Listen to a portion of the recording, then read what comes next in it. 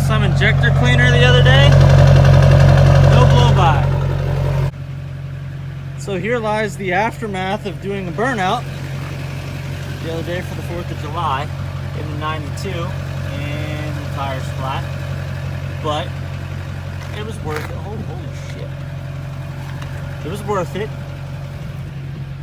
What's going on, guys, and welcome back to the channel. There's Tex, but before we get into today's video, I should say, we got to run a couple errands. We got to take this box right here to the storage unit.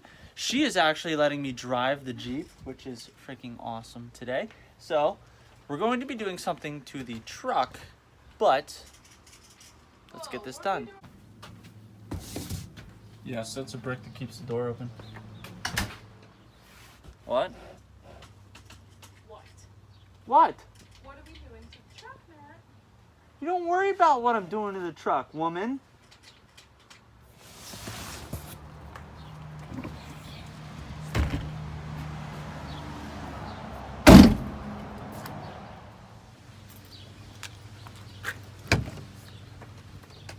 I'm still so happy that we bought this thing.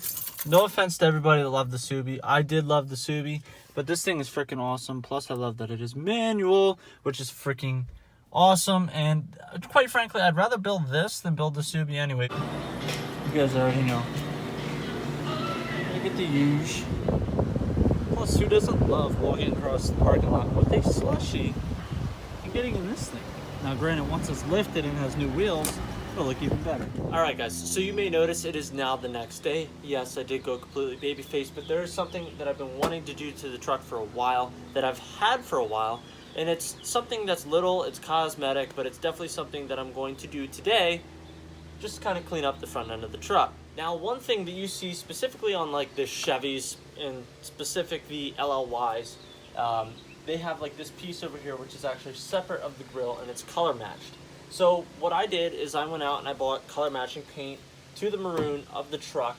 We were going to, I believe, I kind of like mapped it out on like a editing program where like, I think what we're going to do is we're going to make this whole section maroon to match the truck, all of this, and then the inside black. So before we do that, and before we kind of scope out the, the best case scenario, I did think about just doing this maroon, but I feel like that would be too much black in the middle, especially with having an all black bumper. I think doing the maroon around here will kind of give it like that extra touch. So in order to do that, guys, we're going to take off this grill piece, which seems pretty easy to me. I'm going to walk you guys through it and show you how simple it is to actually get this off. You gonna watch Daddy work on the truck? Huh? Woo! Woo! Yeah, that's right. Alrighty, so first things first, obviously you want to pop the hood to your GMC, and then these clips right here, there's going to be 7 of these in total, I believe. 1, 2, 3, 4, 5, 6, 7. Oh, you got your hat on now. You got your hat on? Anyway, so you're going to take these 7 pieces out, which you just need a flathead screwdriver just to kind of pop the center piece out, and then hypothetically this piece should just pop right off.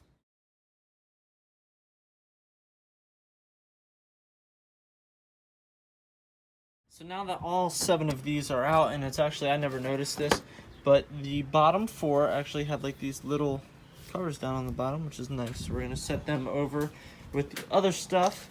And this piece should come right on out. Alrighty, so the next step that you will need to do to get this grill out is this is a 10mm socket right here that you will need for this little piece right down here. And then there's 4 of these, which is just a Phillips piece. There's one in each corner of the grill over here. You just do a quarter turn to the left, I believe.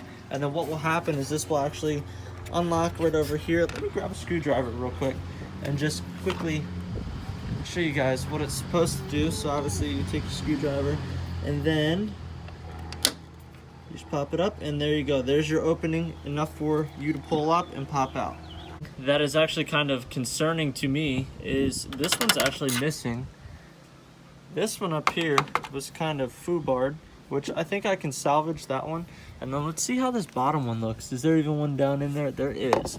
So there is another one down in the corner, which I want to say it's a pain in the ass, but I really don't think it's going to, because I feel like that just unlocked there. So let's see if we can pull this bad boy out. But obviously we still have to remove 10 mil. Okay, so now that we got this out, you can see that it just kind of flops. So in each of these corners, you're gonna have to pull on each of these corners just to kind of disengage the clip that's inside there, and then hypothetically, this should pop right on. Now that we popped our corners, this should slide out pretty easy. You make a lot of noise, you know that? Are babies supposed to do that?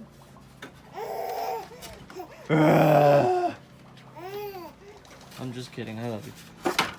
And there we go, the grill is out. One big thing that we want to do before we start sanding things down, because I'm not keeping the chrome, to get the emblem off, you have to push these 4 little tabs.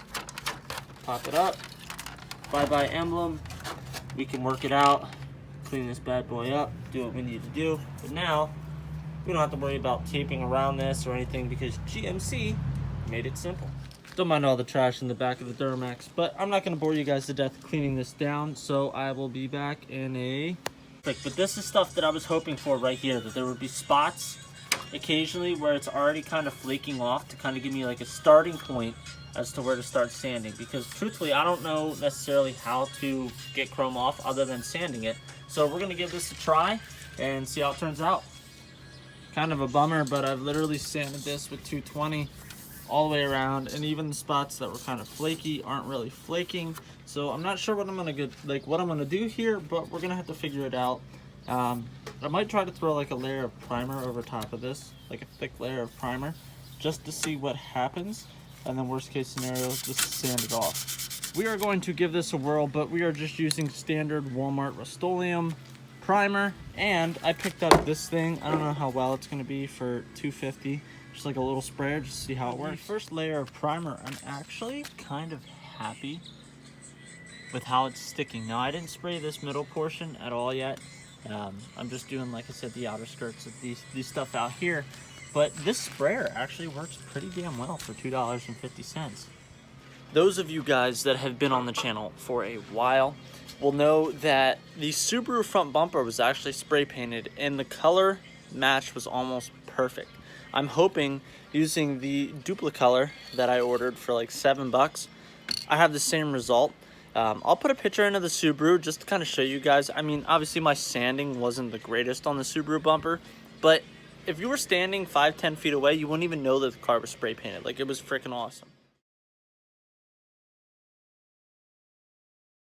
We are doing a very light coat for the first coat, but the color doesn't seem too far off right now.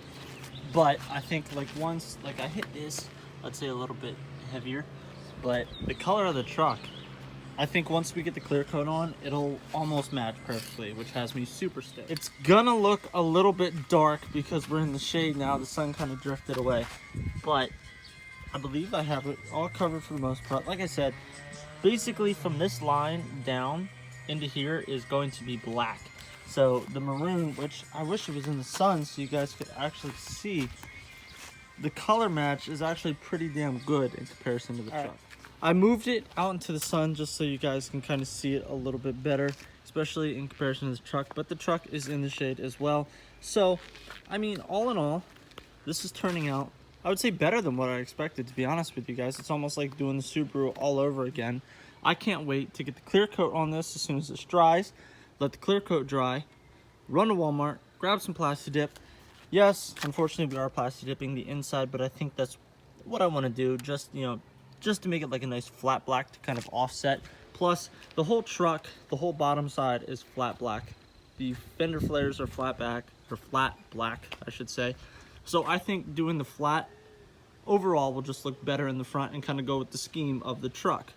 So while this cures, and before we get to the next step, I think I'm just gonna make this maroon. By no means is this done, but here it is with the black inside. I think I'm going to use a brush to do like from here to here, but I'm gonna put it back on the truck for the time being and just see how it looks. And then obviously the rest of it I can just do while it's on the truck. But I guess it's time to see what this thing looks like on the truck. All right, let's back her up a little bit.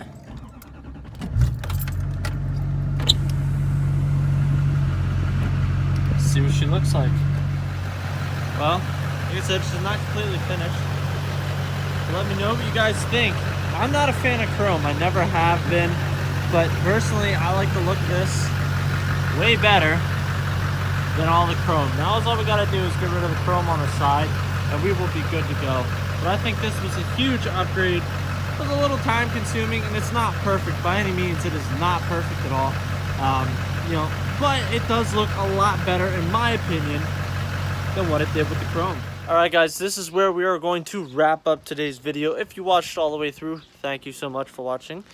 If you guys want to see some Duramax content, some Jeep content, plus I have 2 Camaros up in my parents' house. One that is going to be LT1 swapped, and the other one is a 1988 Camaro, and the one that's getting LT1 swapped is a 1992.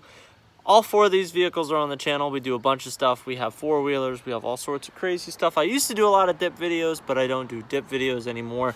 This channel has become more of an automotive style channel, which honestly I kind of prefer. There's a lot more things that I can do that's beneficial for me, you know, for the channel and stuff like that, because there's only so many dips out there, but there's always something that I can do to this, or I can do to the Jeep, or I can do to the Camaro. So if this was your first time, do not forget to hit that subscribe button down below.